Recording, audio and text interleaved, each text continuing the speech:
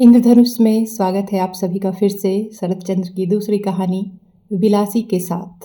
मैं हूँ सीमा और आप सभी का साथ चाहूँगी। उम्मीद है ये कहानी भी आप सबों को बहुत पसंद आने वाली है। तो शुरुआत करते हैं। पक्का 2 कोस का रास्ता पैदल चलकर स्कूल में विद्या अर्जन करने जाता हूँ। अकेला ही नहीं, और भी 10-12 हैं जिनके घर गाँव में हैं। उनके लड़कों को 80% इसी तरह विद्या लाभ करना पड़ता है। इससे लाभ के अंकों में अंत तक बिल्कुल शून्य न पड़ने पर जो भी पड़ता है उसका हिसाब लगाने के लिए इन बातों पर विचार कर लेना काफ़ी होगा कि जिन लड़कों को सवेरे 8 बजे के भीतर खा पी कर घर से निकलकर 2 कोस जाना और आना, 4 कोस रास्ता तय करना पड़ता है। 4 कोस के माने 8 मील ही नहीं, उससे भी बहुत ज़्यादा। वर्षा के दिनों में सिर पर बादलों का पानी और पैरों के नीचे घुटनों तक कीचड़ तथा गर्मियों के पानी के बदले कड़ी धूप और कीचड़ के बदले धूल के समुद्र में तैरते हुए स्कूल और घर आना जाना पड़ता है। उन अभागे बालकों पर माता सरस्वती खुश होकर वर दे या उनके कष्ट देखकर कहीं अपना मुंह छिपा ले, ये वे खुद भी नहीं सोच सकती। इसके बाद यह कृतविद्य शिशुदल बड़ा होकर किसी गांव में ही बसे या भूख की आग बुझाने कहीं और जाए, उसकी 4 कोस पैदल चली विद्या का तेज आत्म प्रकाश किए बिना ना रहेगा, करेगा ही। सुना है कोई कोई कहते हैं कि अच्छा, जिनके भूख की आग है उनकी बात भले ही छोड़ दी जाए, मगर जिनमें वह आग नहीं है वे सब भले आदमी किस सुख की खोज में गांव छोड़कर भागते हैं। उनके वहीं बने रहने से तो गांव की ऐसी दुर्दशा न होती। मलेरिया की बात नहीं छेड़ता, उसे रहने दो, मगर इस 4 कोस पैदल चलने की आफत के मारे कितने भद्र परिवार बाल बच्चों को लेकर गांव छोड़कर शहर क्यों भाग जाते हैं, इसकी भी कोई गिनती है। इसके बाद एक दिन लड़कों का पढ़ना लिखना तो समाप्त हो जाता है, तब फिर शहर की सुख सुविधा में रहने पर उनका गांव तो वापस आना हो ही नहीं सकता। मगर रहने दो इन फालतू बातों को। मैं स्कूल जाता हूँ, 2 कोस के बीच में ऐसे और भी 2-3 गांव पार करने पड़ते हैं।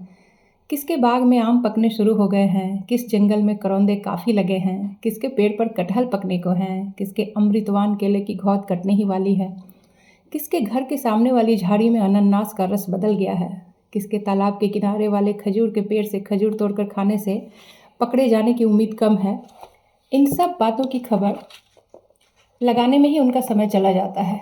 परंतु असल जो विद्या है, कमस्टका की राजधानी का नाम क्या है और साइबेरिया की खान में चांदी मिलती है या सोना, इन सब जरूरी विषयों को जीतने की उन्हें फुर्सत ही नहीं मिलती। यही वजह है कि इम्तिहान के वक्त अदन क्या है पूछने पर जवाब देता फारस का बंदरगाह और हुमायूं के बाप का नाम पूछने पर लिखा जाता तुगलक खां। और आज का 40 का कोठा पार हो जाने पर भी देखता हूँ कि इन सब विषयों की धारणा प्राय वैसे ही बनी हुई है। इसके बाद प्रमोशन के दिन मुंह फुलाकर घर लौट आता, कभी दल बांधकर मास्टर को ठीक करने की सोचता और कभी तय करता कि ऐसे वाहियात स्कूल को छोड़ देना ही ठीक है। हमारे गांव के एक लड़के से बीच बीच में स्कूल के रास्ते में भेंट हो जाया करती। उसका नाम था मृत्युंजय। हम लोगों से आयु में वह बहुत बड़ा था, 3rd क्लास में पढ़ता था। कब वह पहले 3rd क्लास में चढ़ा था इसकी खबर हम में से किसी को भी नहीं थी। संभवतः वह पुरातत्वविदों की गणवेषणा का विषय होगा, पर हम लोग उसे हमेशा से 3rd क्लास में ही देखते आए हैं। उसके 4th क्लास में पढ़ने का इतिहास भी कभी नहीं सुना और 2nd क्लास में चढ़ने की खबर भी नहीं मिली। मृत्युंजय के माँ बाप भाई बहन कोई भी न था। सिर्फ गांव के एक छोर पर एक बड़ा भारी आम कटहल का बाग और उसमें एक खंडहर सा घर था और थे एक दूर के रिश्ते के चाचा। चाचा का बस एक ही काम था, भतीजे की तरह तरह से बदनामी करना। वह गांजा पीता है, चरस पीता है और भी न जाने क्या क्या करता है। उनका एक और काम था, यह कहते फिरना कि उस बाग का आधा हिस्सा उनका अपना है, नालिश करके दखल भर देने की देर है। हाँ, दखल उन्होंने एक दिन जरूर लिया, पर वह जिले की अदालत में नालिश करके नहीं, ऊपर की अदालत के हुक्म से। लेकिन वह बात पीछे होगी। मृत्युंजय खुद अपने हाथ से खाना बनाकर खाता है और आम की फसल आने पर उस बाग को किसी के हाथ उठा देता है, जिससे साल भर का उसका खाने पहनने का खर्च अच्छी तरह चल जाता है। जिस दिन उससे भेंट होती उस दिन देखता कि वह फटी पुरानी मैली किताबें बगल में लिए रास्ते के किनारे से चुपचाप चला जा रहा है। उसे कभी किसी के साथ अपनी तरफ से बातचीत करते नहीं देखा, बल्कि हम ही लोग उपचायक होकर उसके पास जाकर बातचीत करते थे। इसका मुख्य कारण था कि दुकान से मिठाई आदि खरीद कर खिलाने वाला गांव भर में उसकी जोड़ का कोई दूसरा न था। सिर्फ लड़के ही नहीं, बल्कि कितने ही लड़कों के बाप भी कितनी ही बार गुप्त रूप से अपने लड़कों को भेजकर उससे स्कूल की फीस खो गई है, किताब चोरी हो गई है आदि कहलाकर रुपया वसूल कर लिया करते। परंतु इसके लिए कृतज्ञ होना तो दूर रहा, भद्र समाज में कोई इतना भी कबूल नहीं करना चाहता कि उन्होंने उस लड़के से कभी बात भी की है। गांव में मृत्युंजय का ऐसा ही सुनाम था। बहुत दिन तक मृत्युंजय से मुलाकात नहीं हुई। एक दिन सुना कि वह मरणासन है। फिर एक दिन सुना कि मालपाड़े के एक बूढ़े ओझा ने उसका इलाज करके और उसकी लड़की बिलासी ने सेवा करके मृत्युंजय को यमराज के मुंह से बचा लिया है। बहुत दिनों तक मैंने उसकी बहुत सी मिठाई का सदुपयोग किया था। मेरा मन उसके लिए न जाने कैसा होने लगा। एक दिन शाम के अंधेरे में छिपकर मैं उसे देखने चला गया। उसके टूटे फूटे घर में दीवारों की बला नहीं है। स्वच्छंदतापूर्वक भी जाकर देखा कि दरवाज़ा खुला है। खूब उजला एक दिया जल रहा है और ठीक सामने ही तख्तपोश पर दूध से साफ सुथरे बिस्तर पर मृत्युंजय लेटा हुआ है। उसके कंकाल सार शरीर की ओर देखते ही मालूम हुआ कि वास्तव में यमराज ने अपनी कोशिश में कोई कसर नहीं रखी थी, पर आखिर वह सबल न हो सका। और यह सब उस लड़की के जोर से हुआ जो सिरहाने बैठी भी पंखे से हवा कर रही थी। अकस्मात आदमी आते हुए देखकर वह चौंक कर उठ खड़ी हुई। यह उसी बूढ़े सपेरे की लड़की थी, बिलासी। उसकी उम्र 18 की थी या 28 की, अंदाज नहीं लगा सका, किंतु चेहरे की तरफ देखते ही मालूम हो गया कि उम्र चाहे जितनी भी हो, मेहनत और रात्रि जागरण के कारण उसके शरीर में अब कुछ रहा नहीं है। ठीक जैसे फूलदानी में पानी दे देकर जिलाए रखा हुआ बासी फूल हो, हाथ से जरा सा हिलाते ही झड़ पड़ेगा। मृत्युंजय ने मुझे पहचान लिया। बोला, कौन, न्याड़ा? मैंने कहा, हाँ। उसने कहा, बैठो। लड़की गर्दन झुकाए खड़ी रही। मृत्युंजय ने 2-4 बातों में जो कुछ कहा उसका सार यह था कि लगभग 1.5 महीना होने को आया वह खाट पर पड़ा है। बीच में 10-15 दिन की बेहोशी की हालत में पड़ा था। अभी कुछ ही दिन हुए वह आदमी पहचानने लगा है। यद्यपि अभी तक वह बिस्तर छोड़कर उठ नहीं सकता था, तथापि अब उसे कोई डर नहीं रहा। डर की कोई बात न सही, पर कम उम्र होने के नाते मैं इतना तो समझ गया कि आज भी जिसका बिस्तर छोड़ने में उठने में ताकत लग रही हो, उस रोगी को इस जंगल में अकेले इस लड़की ने जिंदा रखने का जो भार लिया है वह कितना बड़ा गुरु भार है। दिन पर दिन, रात पर रात, कितनी सेवा, कितनी शुश्रूषा, कितना धैर्य, कितना रात्रि जागरण। कोई ठीक है? यह कितने बड़े साहस का काम है।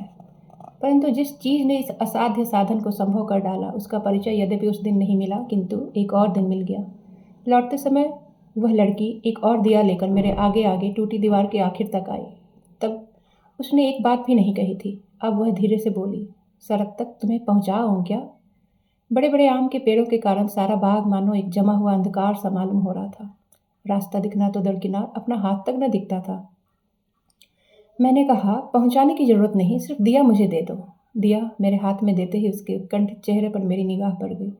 आहिस्ते से वह बोली, अकेले जाने में तुम्हें डर तो न लगेगा? जरा आगे तक न पहुंचाऊं? एक स्त्री पूछ रही है, डर तो नहीं मालूम होगा, लिहाजा मालूम चाहे कुछ भी हो उत्तर में नहीं कहकर ही मैं आगे बढ़ गया। उसने फिर कहा, वन जंगल का रास्ता है, जरा देखभाल कर पैर रखते हुए जाना। मेरे रोंगटे खड़े हो गए, परंतु इतनी देर बाद समझा कि उद्वेग उसे किस लिए था और क्या वह दिया दिखाकर उस जंगल के रास्ते को पार करा देना चाहती थी। संभव है वह मेरी मनाही नहीं सुनती और साथ ही आती, परंतु बीमार मृत्युंजय को अकेला छोड़ाने के लिए ही शायद अंत तक उसका मन तैयार नहीं हुआ। 20-25 बीघे का बाग था, लिहाजा रास्ता कम लंबा न था। उस डरावने घोर अंधकार में हर कदम डरते डरते रखना पड़ता था, किंतु दूसरे ही क्षण उस लड़की की बात से सारा मन इस तरह से आच्छान्न हो गया कि डरने के लिए क्या फिर समय ही नहीं मिला। बार बार यही ख्याल आने लगा, यहाँ किसी मृत प्राय रोगी को लेकर रहना कितना कठिन है। मृत्युंजय तो तब किसी भी क्षण मर सकता है। तब सारी रात इस जंगल में यह लड़की अकेली क्या करेगी, कैसे अपनी यह रात को काटेगी? इसी सिलसिले में बहुत दिन बाद की एक बात मुझे याद आती है। अपने एक रिश्तेदार के मरते समय मैं मौजूद था। अंधेरी रात थी, घर में बाल बच्चे नौकर चाकर कोई नहीं थे, सिर्फ थी उनकी सद्य विधवा स्त्री और मैं। उनकी स्त्री ने शोक के आवेग में छाती और सिर धुन धुन कर अपना ऐसा बुरा हाल बना लिया कि भय होने लगा कहीं उनके भी प्राण न निकल जाए। वे रोकर बार बार मुझसे पूछने लगी कि जब मैं अपनी इच्छा से सहमरण करना चाहती हूँ तो इसमें सरकार का क्या? मेरी तो अब रंच मात्र भी जीने की साध नहीं। इस बात को क्या सरकारी आदमी नहीं समझ सकते? उनके घर में क्या स्त्रियां नहीं हैं? वे क्या पत्थर के हैं? और इस रात में ही अगर गांव के 5 जने मिलकर नदी किनारे मेरे सहमरण की तैयारियां कर दें तो थाने के लोगों को मालूम ही कैसे होगा? इस तरह की न जाने कितनी ही बातें मैं कहने लगी, मगर बैठे बैठे केवल उनका रोना सुनने से ही तो मेरा काम नहीं चल सकता था। मोहल्ले में खबर देना जरूरी था, बहुत सी चीज़ें इकट्ठी करनी थी, परंतु मेरे बाहर जाने का प्रस्ताव सुनते ही प्रकृतिस्थ हो गई। आंखें पोंछकर बोली, भैया, जो होना था सो तो हो चुका, अब बाहर जाकर क्या होगा? रात बीत जाने दो ना। मैंने कहा, बहुत से काम हैं, बिन गए नहीं चलेगा। उन्होंने कहा, रहने दो काम, तुम बैठो।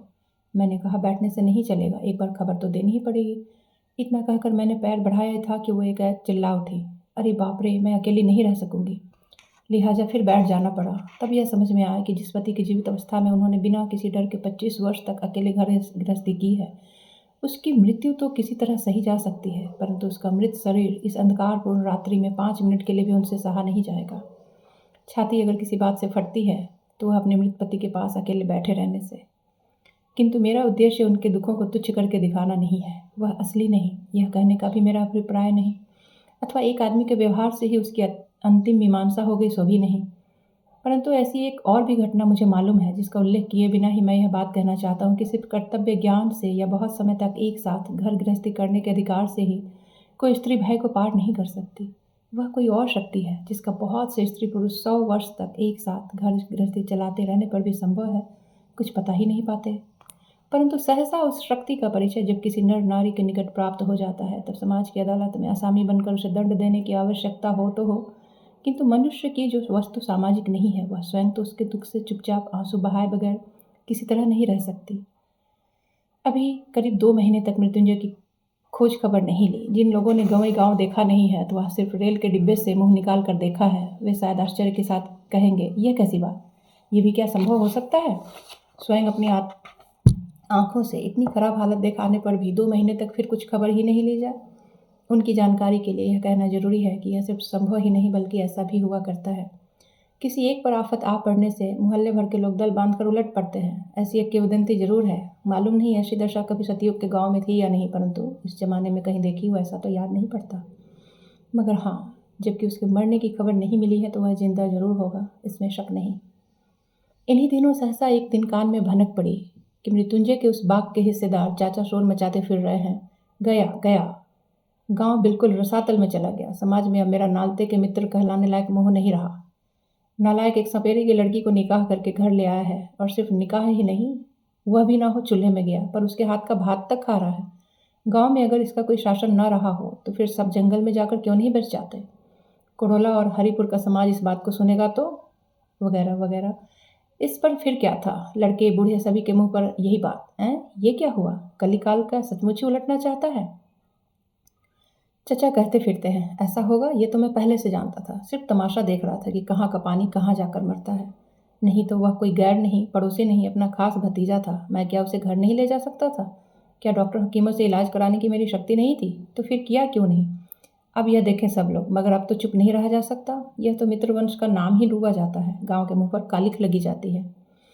तब हम सब गांव के लोगों ने मिलकर जो काम किया उसकी याद आते ही मैं आज भी लज्जा से मर जाता हूँ। चचा चले नालते के मित्रवंश के अभिभावक बनकर, और हम 10-12 लोग उनके साथ चले, इसलिए कि गांव के मुंह पर कालिख न लगने पाए। मृत्युंजय के खंडहर वाले घर पर पहुंचे तो उस वक्त शाम हो चुकी थी। बिलासी टूटे फूटे बरामदे की एक ओर बैठी रोटी बना रही थी। अकस्मात इतने आदमियों को लाठी सोटा लिए हुए आंगन में आते देख मारे डर के नीली पड़ गई। चचा ने कोठरी के भीतर झांक कर देखा, मृत्युंजय लेटा हुआ है। बस चट से दरवाजे की सांकल चढ़ाकर डर के मारे अधमरी उस लड़की के साथ बातचीत करना शुरू कर दिया। ऐसा कहना फिजूल है कि दुनिया में किसी भी चचा ने किसी भी जमाने में भतीजे की स्त्री से शायद ही कभी वैसा संभाषण किया हो। वह ऐसा था कि लड़की हीन सपेरों की जात होने पर भी उसे न सह सकी। आंखें उठाकर बोली, मेरे बापू ने बाबू के साथ निकाह कर दिया है, जानते हो? चचा ने कहा, अच्छा जी, इत्यादि इत्यादि, और साथ ही 10-12 लोग वीर दर्प से हुंकारते हुए उसकी गर्दन पे टूट पड़े। किसी ने उसके बालों को पकड़ा, किसी ने कान पकड़े और किसी ने हाथ थाम लिए। जिन्हें यह सुयोग ना मिला वह भी निश्चेष्ट ना रहे। कारण संग्राम क्षेत्र में हम कापुरुषों की तरह चुपचाप खड़े हो सकते हैं, पर हमारे विरुद्ध इतनी बड़ी बदनामी करते फिरने में शायद नारायण के कारिंदों को भी आंख की शर्म मालूम हो। यहाँ पर एक अप्रासंगिक बात कहना चाहता हूँ।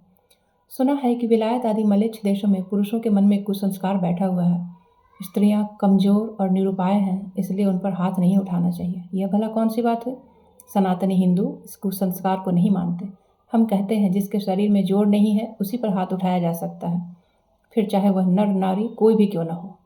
लड़की पहले ही एक बार जो आर्तनाद कर उठी थी, उसके बाद फिर एकदम चुप हो गई। परंतु हम लोग जब उसे गांव के बाहर छोड़ आने के लिए घसीट कर ले चले, तब वह विनती करती हुई कहने लगी, बाबू मुझे जरा सी देर के लिए छोड़ दो, मैं रोटियां घर में रखा हूँ, बाहर से यार कुत्ते खा जाएंगे। कमजोर आदमी ठहरे, उन्हें रात भर भूखे रहना पड़ेगा।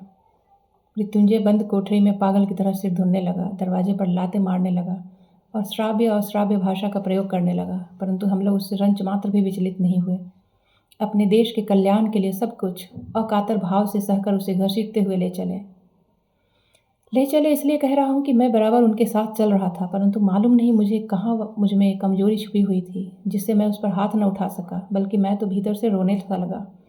उसने अत्यंत अनुचित कार्य किया है और उसे गांव के बाहर निकाल देना ही उचित है, परंतु फिर भी हम यह कोई अच्छा काम कर रहे हैं यह मेरी समझ में ना आ सका। पर यह मेरी अपनी बात है, इसे जाने दो। आप यह ना समझ लें कि गांव में उदारता का बिल्कुल ही अभाव है, हरगिज नहीं, बल्कि बड़े आदमी होने पर हम ऐसी उदारताएं प्रकट कर देते हैं कि सुनकर आप भी दंग रह जाएंगे। यही मृत्युंजय अगर उसके हाथ का भात खाने का अक्षम्य अपराध ना करता तो हम लोगों को इतना गुस्सा ना आता। और कायस्थ के लड़के के साथ सपेरे की लड़की का निकाह, यह तो हंसी में उड़ा देने की बात है, लेकिन भात खाकर तो उसने अपना काल ही बुला लिया। यह 2.5 महीने से बीमार है तो हुआ करे, खाट पर पड़ा है तो पड़ा रहे, पर इससे क्या भात खा लेगा? पूड़ी नहीं, संदेश नहीं, बकरे का मांस नहीं। अरे भात खाना तो अन्न पाप है, उसे तो सचमुच ही माफ नहीं किया जा सकता। इसीलिए गांव के लोग संकीर्ण चित्त नहीं हैं। 4 कोस पैदल चलने की विद्या जिनके पेट में है वही तो किसी दिन बड़े होकर समाज के शिरोमणि होते हैं। देवी वीणा पाणी के वर्ष से संकीर्णता उनमें कैसे आ सकती है? इस घटना के कुछ दिनों बाद प्रातः स्मरणीय स्वर्गीय मुखोपाध्याय महाशय की विधवा पुत्रवधू मानसिक वैराग्य से 2 साल तक काशीवास करके जब गांव को वापस लौटी, तब निंदक लोग कानाफूसी करने लगे कि आधी संपत्ति उसी विधवा की ठहरी ना। इसलिए इस डर से कि कहीं ये संपत्ति बेहाथ न हो जाए, छोटे बाबू बहुत कोशिश और बड़े परिश्रम से बहू जी को कहाँ से लिवा आए हैं। यह जगह जरूर काशी की होगी, जो भी हो। छोटे बाबू ने अपनी स्वाभाविक उदारता से जब गांव की पंचायती पूजा में 200 रुपये दान करके गांव के ब्राह्मणों को सदक्षिणा उत्तम फलहार कराया और फिर प्रत्येक ब्राह्मण सद्ब्राह्मण को हाथ में एक एक कांसे का गिलास देकर विदा किया, तब चारों तरफ धन्य धन्य की धूम मच गई। यहाँ तक कि घर आते आते रास्ते में ही बहुत से लोग देश के हित के लिए कामना करने लगे कि ऐसे जो सब बड़े आदमी हैं उन सभी के घर महीने महीने ऐसे सदुष्ठान क्यों नहीं हुआ करते। परंतु जाने दो, ऐसे महत्व की कहानियां बहुत सी हैं। युग युग से संचित होकर लगभग प्रत्येक ग्रामवासी के द्वार पर उनका स्तूप लग गया है। इस दक्षिण बंगाल के ही बहुत सारे गांवों में घूम घूम कर गौरव करने लायक बहुत सी बड़ी बड़ी घटनाएं मैंने प्रत्यक्ष देखी हैं। चाहे चरित्र में कहो और चाहे धर्म में, समाज में कहो और चाहे विद्या में, शिक्षा बिल्कुल पूरी हो गई है। अब सिर्फ अंग्रेजों को कसकर गाली गलौज कर सको तो बस देश का उद्धार ही हो जाए। इसके बाद लगभग 1 साल बीत गया है। मच्छरों का काटना जब और नहीं सहा गया, तब सन्यासी गिरी से इस्तीफा देकर मैं घर लौट आया हूँ। एक दिन मैं दोपहर के वक्त गांव से 2 कोस दूर मालपाड़ी में से होकर जा रहा था। अचानक देखा कि एक कुटिया के द्वार पर मृत्युंजय बैठा हुआ है। उसके सिर पर गेरुआ रंग की पगड़ी, बड़े बड़े बाल और दाढ़ी मूछें, गले में रुद्राक्ष और कांच की मालाएं। कौन कह सकता था कि वह मृत्युंजय है, कायस्थ का लड़का। 1 ही साल में अपनी जात खोकर बिल्कुल सपेरा हो गया। मनुष्य कितनी जल्दी अपनी 14 पीढ़ियों की जात को तिलांजलि देकर अन्य जाति को अपना लेता है, यह एक बड़े भारी आश्चर्य की बात है। ब्राह्मण का लड़का भंगिन की लड़की से ब्याह कर भंगी हो गया और उसी का रोजगार करने लगा। यह तो शायद आप सभी लोगों ने सुना होगा। मैंने सद्ब्राह्मण के एक लड़के को एंट्रेंस पास करने के बाद भी डोम की लड़की से ब्याह करके डोम होते देखा है। अब वह सूप डलियाँ आदि बनाकर बेचता और सुअर चराया करता है। एक अच्छे घराने के कायस्थ पुत्र को कसाई की लड़की के साथ ब्याह करके कसाई होते भी मैंने देखा है। आज वह अपने हाथ से गाय काट कर बेचता है। उसे देखकर किसकी मजाल है जो कहे कि किसी समय कसाई के सिवा और भी कुछ था, किंतु सबका एक ही कारण है। इसी से मैं सोचता हूँ कि जो नारियाँ इस तरह आसानी से पुरुष को खींच कर नीचे उतार सकती हैं, क्या वे उसी तरह हंसते खेलते उन्हें जोर देकर ऊपर नहीं चढ़ा सकती? जिन ग्रामवासी पुरुषों की सुख ख्याति करने के लिए आज मैं पंचमुख हो उठा हूँ, यह गौरव क्या सिर्फ अकेले उन्हीं को मिलना चाहिए? क्या सिर्फ अपने ही बल पर वे इतनी जल्दी नीचे की ओर उतरे चले जा रहे हैं? अंदर की ओर से क्या उनके लिए जरा सा उत्साह या जरा सा भी सहायता नहीं आती? शायद मैं झोंक में आकर अनाधिकार चर्चा कर बैठा, परंतु मेरे लिए मुश्किल तो यह है कि किसी भी तरह भूल नहीं सकता कि देश में 90% नर और नारी गांव में ही रहकर आदमी होते हैं और इसलिए कुछ न कुछ हमें करना ही चाहिए। खैर, अभी मैं कह रहा था कि देखकर कौन कहेगा कि ये वही मृत्युंजय है, परंतु मुझे उसने खातिरदारी के साथ बिठाया। बिलासी तालाब से पानी लेने गई थी। मुझे देखकर वह भी बहुत खुश हुई और बार बार कहने लगी, तुम न बचाते तो उस रात को मुझे मार ही डालते। मेरे लिए तुमने भी न जाने कितनी मार खाई होगी। बातों ही बातों में मैंने सुना कि उसके दूसरे ही दिन वे यहाँ आ गए और तब से घर बनाकर यहीं सुख से रह रहे हैं, सुख से हैं। यह बात मुझे कहने की जरूरत नहीं हुई, सिर्फ उनके चेहरे की तरफ देखने से ही मैं समझ गया। सुना कि आज उन लोगों ने कहीं सांप पकड़ने जाना है, बयाना ले चुके हैं। वे तैयार हुए तो मैं भी संग जाने के लिए उछल पड़ा। बचपन से ही दो बातों पर मुझे बहुत अभिरुचि रही है, एक तो गोखुरा काला सांप पकड़कर पालना और दूसरा मंत्र सिद्धि करना। मंत्र सिद्धि होने का उपाय अब तक मुझे नहीं मिल रहा था, इसलिए मृत्युंजय को उस्ताद के रूप में पा लेने की आशा से मैं मारे आनंद के फूला न समाया। वह अपने नामी ससुर का शिष्य ठहरा, इसलिए बड़ा भारी आदमी है। मेरा भाग्य अकस्मात ऐसा चमक उठेगा, इसे कौन सोच सकता था। लेकिन काम बहुत कठिन है और खतरा भी है, इसलिए पहले तो उन लोगों ने आपत्ति की, परंतु मैंने ऐसी जिद पकड़ी कि उसे एक ही महीने के भीतर मुझे शागिर्द बना लेने के सिवा और कोई रास्ता ही न सूझा। मृत्युंजय ने मुझे सांप पकड़ने का मंत्र और तरकीब सिखा दी और कलाई में दवा वाला एक ताबीज बांधकर बाकायदा सपेरा बना दिया। मंत्र क्या था जानते हैं? उसका आखिरी हिस्सा मुझे याद है। अरे केवटे तुई मनसार बान, मनसा देवी तेरी माँ, उलट पालट पाताल फोर, ढोरार विष तुई ने, तोर विष ढोरार दे, दूधराज मणिराज कार आगे विष हरे रागे। इसका अर्थ क्या है मैं नहीं जानता, कारण जो इस मंत्र के सृष्टा ऋषि थे निश्चय ही कोई न कोई होंगे ही, उनके दर्शन कभी नहीं हुए। अंत में एक दिन इस मंत्र के साथ सत्य मिथ्या की चरण मीमांसा हो गई, किंतु जब तक ना हुई तब तक मैं सांप पकड़ने में चारों तरफ प्रसिद्ध हो गया।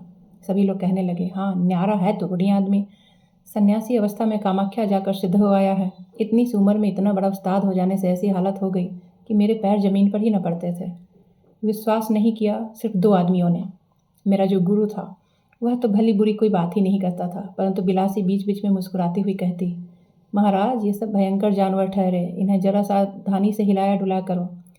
सचमुच विषदंत तोड़े हुए सांपों के मुंह से विष निकालना आदि ऐसे काम में ऐसी लापरवाही के साथ करने लगा था कि उसकी याद आते ही आज भी मेरा शरीर कांप उठता है। असल बात यह है कि सांप पकड़ना कुछ नहीं है, और पकड़े हुए सांप को 2-4 दिन हड़िया में बंद रखने के बाद चाहे उसके विष दांत तोड़े जाएं या ना तोड़े जाएं, वह किसी तरह काटना ही नहीं चाहता। फन उठाकर काटने का बहाना भर करेगा, डराएगा, पर काटेगा नहीं।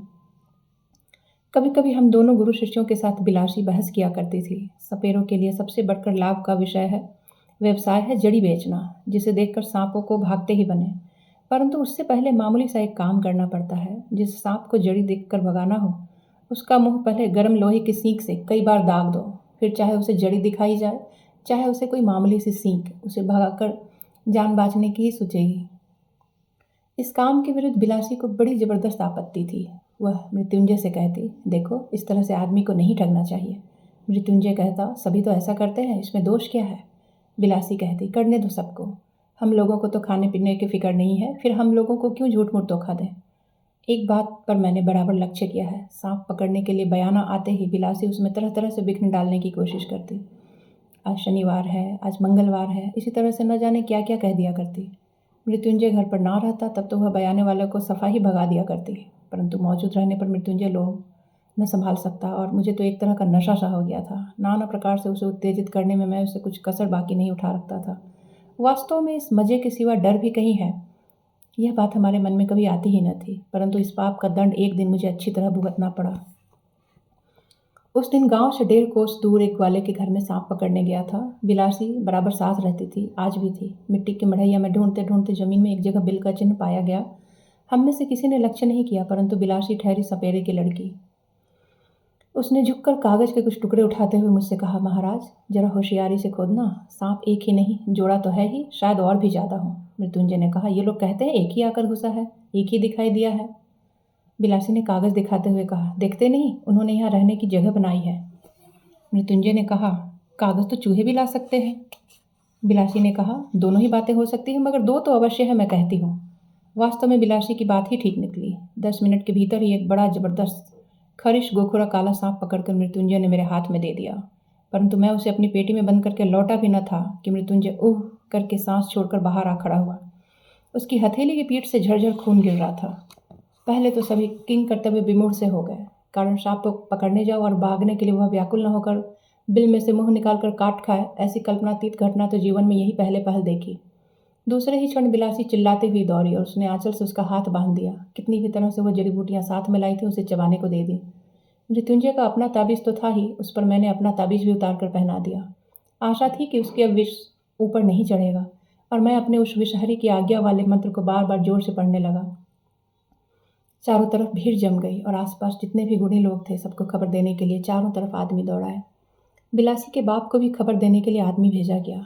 मैं अविराम गति से बिना रुके मंत्र पढ़ता रहा, परंतु 15-20 मिनट बाद जब मृत्युंजय एक बार वमन करके नाक के स्वर में बातें करने लगा, तब तो बिलाशी एकदम पछाड़ खाकर जमीन पर गिर पड़ी। मैं भी समझ गया मेरी विषहरी की दुहाई अब काम नहीं आने की।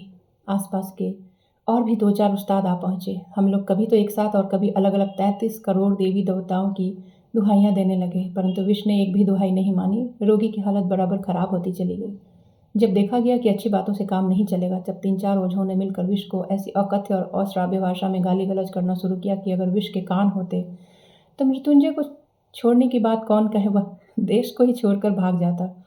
परंतु किसी से कुछ भी नहीं बना। आधे घंटे जूझने के बाद रोगी ने अपने माता पिता के दिए मृत्युंजय नाम और अपने ससुर के दिए मंत्र औषधि आदि सबको मिथ्या प्रमाणित करके यह लोक की लीला समाप्त कर दी। बिलाशी अपने पति का सर गोद में रखे बैठी थी और मानो बिल्कुल पत्थर सी हो गई। जाने दो, उसके दुख की कहानी अब बढ़ाना नहीं चाहता। सिर्फ इतना ही कहकर ख़त्म कर दूंगा कि वह 7 दिन से ज़्यादा जिंदा न रह सकी। मुझसे एक दिन उसने सिर्फ यही कहा, महाराज मेरे सिर की कसम है, इस काम को तुम अभी कभी मत करना। मैं अपना ताबीज़ और कवच तो मृत्युंजय के साथ ही दफना चुका था। बच रही थी सिर्फ विषहरी की आज्ञा, परंतु वह कोई मजिस्ट्रेट की आज्ञा तो थी नहीं, और सांप का विष हिंदुस्तानियों का विष नहीं, इस बात को मैं भी समझ गया था। एक दिन जाकर सुना, घर में जहर की कमी तो थी नहीं, बिलासी ने आत्महत्या कर ली है और शास्त्रों के अनुसार निश्चय ही वह नरक गई। परंतु वह कहीं भी जाए, जब मेरा अपना जाने का समय आएगा तब इतना तो मैं कह सकता हूँ, वैसे ही किसी एक नगर में जाने का प्रस्ताव से मैं पीछे न हटूंगा। चचा साहब बगीचे पर 16 आने दखल जमाकर अत्यंत विज्ञ की भांति चारों तरफ कहते फिरने लगे। उसकी अपघात मृत्यु न होती तो और किसकी होती? मर्द वैसी 1 छोड़ 10 करे ना, उससे उनका कुछ बनता बिगड़ता नहीं। बहुत होगा जरा निंदा हो जाएगी, मगर उसके हाथ का भात खाकर मौत क्यों भुलाई भला? खुद मरा और मेरा भी सिर नीचा कर गया ना। न कोई आग देने वाला रहा, न कोई पिंड पानी देने वाला, श्राद्ध शांति कुछ भी नहीं हुई। गांव के लोग एक स्वर में कहने लगे, इसमें क्या शक है, अन्न पाप महापाप, बाप रे, इसका कोई प्रायश्चित है क्या? बिलासी की आत्महत्या की घटना भी बहुतों के लिए परिहास का विषय हो गई। मैं अक्सर सोचा करता हूँ, यह अपराध शायद उन दोनों ने ही किया था, परंतु मृत्युंजय तो एक गांव का लड़का था, देहात के तेल पानी से ही इतना बड़ा हुआ था। फिर भी उसे इतने दुस्साहस के काम में जिस वस्तु ने प्रवृत्त कर दिया, उसे किसी ने आंखें खोलकर देखा तक नहीं। मुझे मालूम होता है, जिस देश के नर नारियों में परस्पर हृदय जय करके विवाह करने की रीति नहीं है, बल्कि वह निंदा की चीज़ है। जिस देश के स्त्री पुरुष आशा करने के सौभाग्य और आकांक्षा करने के भयंकर आनंद से हमेशा के लिए वंचित हैं, जिन्हें विजय का गर्व और पराजय की व्यथा इनमें से किसी को भी अपने जीवन में वहन नहीं करना पड़ता, जिनके भूल करने का दुख और भूल न करने का आत्म प्रसाद दोनों में से एक बला नहीं, जिनके प्राचीन और बहुदर्शी विज्ञ समाज ने बहुत ही सावधानी से देश के लोगों को सब तरह के हंगामों से अलग रहकर आजीवन केवल भले आदमी बने रहने की व्यवस्था कर दी है। इसी से विवाह संस्कार, जिनके लिए महज एक कॉन्ट्रैक्ट है, फिर वह वैदिक मंत्रों से डॉक्यूमेंट चाहे जितना ही पक्का क्यों न किया गया हो, उस देश के लोगों में इतनी सामर्थ्य नहीं कि मृत्युंजय के अन्न पाप का कारण समझ सके। बिलासी का जिन लोगों ने मजाक उड़ाया था, वे सभी साधु गृहस्थ और साधु गृहिणियाँ हैं। उन सबको अक्षय स्वर्ग और सती लोक प्राप्त होगा, यह भी मैं जानता हूँ। परंतु वह सपेरे की लड़की जब एक पीड़ित और शैयागत रोगी को तिल तिल करके जीत रही थी, उसके उस समय के गौरव का एक कण भी शायद आज तक उनमें से किसी ने आंखों से नहीं देखा। मृत्युंजय हो सकता है एक बहुत ही तुच्छ आदमी हो, किंतु उसका हृदय जीत कर उस पर कब्जा करने का आनंद तो तुच्छ नहीं था। उसकी वह संपदा तो मामूली नहीं थी। इस देश के लोगों के लिए इस चीज़ का ही समझ सकना कठिन है। मैं भूदेव मुखर्जी के पारिवारिक निबंधों को भी दोष नहीं दूंगा और शास्त्रीय तथा सामाजिक विधि विधानों की भी निंदा न करूंगा, और कहने पर मुंह पर जवाब देते हुए जो यह कहेंगे कि यह हिंदू समाज अपने विधि विधानों के जोर से ही इतनी शताब्दियों में इतने विद्रोह तूफानों के बाद आज भी जीवित है, मैं उनकी भी अत्यंत भक्ति करता हूँ। प्रत्युत्तर में मैं उनसे यह हरगिज नहीं कहूँगा कि जीवित रहना ही चरम सार्थकता है। ऐसे तो अतिकाय हाथी तक लुप्त हो गए हैं और तिलचट्टे जीवित हैं। मैं सिर्फ इतना ही कहूँगा, बड़े आदमी के नंद गोपाल की तरह दिन रात आंखों में और गोद ही गोद में रखने से वह अच्छा होगा, यह संदेह नहीं, परंतु बिल्कुल ही तिलचट्टे की तरह जिलाए रखने की अपेक्षा अगर एक बार उसे गोद से उतारकर और भी 5 आदमियों की तरह 2-4 कदम पैदल चलने दिया जाए तो शायद वह प्रायश्चित करने लायक पाप न होगा। इस खूबसूरत कहानी का अंत होता है और आप सभी से अनुरोध है कि मेरे चैनल को ज़्यादा से ज़्यादा लाइक करें, सब्सक्राइब करें। अगर अपनी तरह आप किसी ऐसे पर्सन को जानते हैं जो कहानियों में दिलचस्पी रखते हैं तो इस कहानी को ज़रूर शेयर करें। मिलती हूँ फिर अगले वीडियो में। तब तक के लिए आप सभी अपना अच्छा ख्याल रखें।